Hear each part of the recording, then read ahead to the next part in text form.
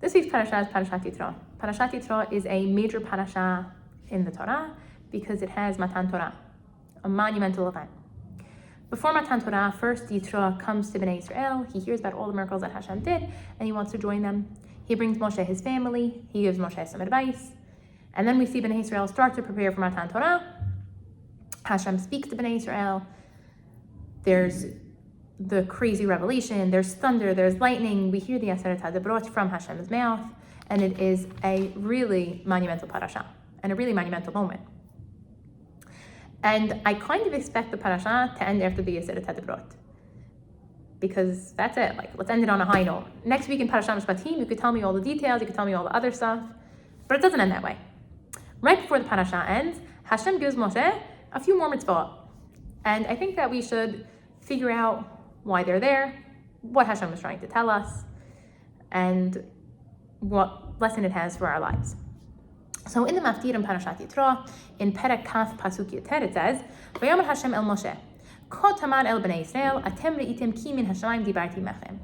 Hashem told Moshe, "This is what you should tell bnei Israel. You saw how I spoke to you from the heavens, from Shamayim." Kaf, Lo tasuniti Elohe chesed Elohe zahav, lo ta'aseh lechem. Don't make yourselves gods out of silver or gold.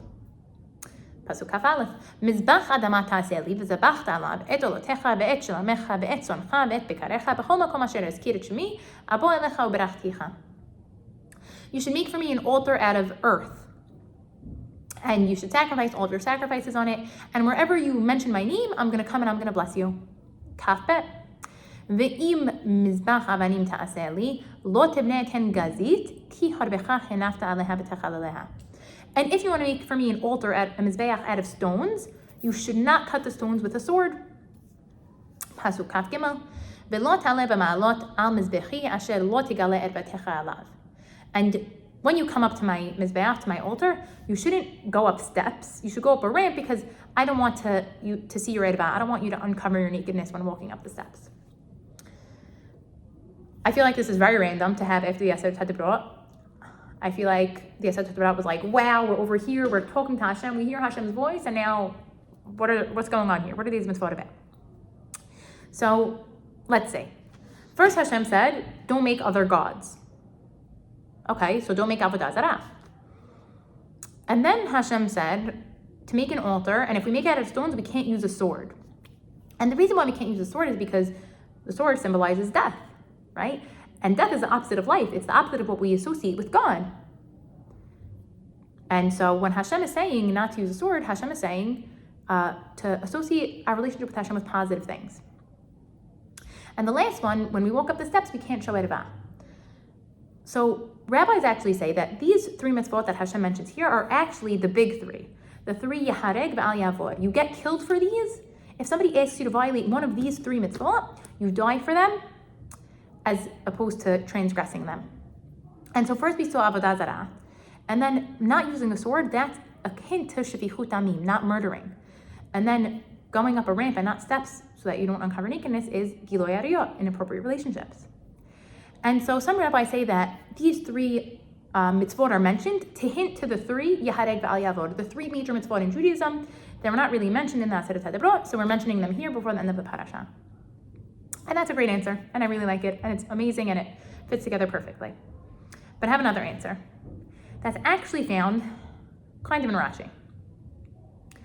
Matan Torah was the craziest experience for Am Yisrael. They heard God's voice.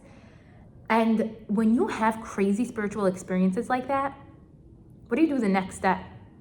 What happens the day after Matan Torah? What happens on Zion Sivan? Bnei Israel are going to have a difficult time. And you know what? Maybe they'll even try to recreate Har Sinai. And so Hashem kind of gives this warning to say, I know you just had a crazy spiritual experience, and I know you're going to want that again, right? I know that you want to be close to me, and I know that you want to have these spiritual experiences, but we have to kind of do them within the confines of halakha, in the confines of what's allowed. This is how it has to be done. And the craziest thing is that a few days after Matan Torah, like 40 days later, Bnei Israel fall into the trap and they violate all three of these things. When Bnei Israel do Chet HaEgel, in Perek Lamed Bet, they make a golden calf. Okay, that's violating Avodah Zarah. And Rashi says that actually they did shfichut damim and gilui arayot also. In the Rashi that comments on Perek Lamed Bet Pasuk Vav, it says l'sachek. Yesh mashma hazeh gilui arayot. It says that Bnei Israel got up l'sachek. And Rashi says when it says l'sachek like that, like to laugh, to play, it means gilui arayot. It means inappropriate relations. Sorry, I lost my place. Just like it says in Bereshit, in a different place, and they also did shfichut damim. Because in a different place, it uses the word l'sachek to say shfichut damim. And this is when Chur was killed. And so at Chet HaEgel, we actually have these three sins. We have gilui arayot, we have shfichut damim, and we have avodah zarah. The three sins that Hashem warned about. And it makes sense why Bnei Israel did Chet HaEgel, if you think about it. They were so close to Hashem 40 days ago. They had this spiritual experience when they were on a high, and they felt connected to Hashem. And they wanted to recreate that. They wanted that again. But they achieved it in an inappropriate way. And I think that this has a very important message for our lives. We have crazy spiritual experiences too. And we often seek to recreate them. But we need to remember that as spiritual as we want to get, and as close to Hashem as we want to get, we still have to stay within the confines of halakha. It's amazing to want to be close to Hashem, but it's not so amazing to try to be close to Hashem and go against what He wants.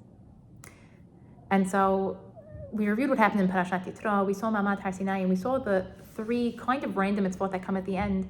We gave one explanation that said that these are the three Yaharek V'al Yavor, and Hashem is just, attaching it because these are so important. Then we saw the other explanation that is saying that Hashem is kind of warning us for the day after Matan Torah, that Bnei Israel are going to want to be so close to Hashem, and Bnei Israel are going to strive to recreate that experience. And Hashem is saying, you could recreate the experience, but you have to do it in the appropriate way. And we saw in Chet HaEgel, they did try to recreate the experience, and they did it in an inappropriate way. And the message for us is that when we try to be close to Hashem, we have to do it in the right way. Shabbat Shalom.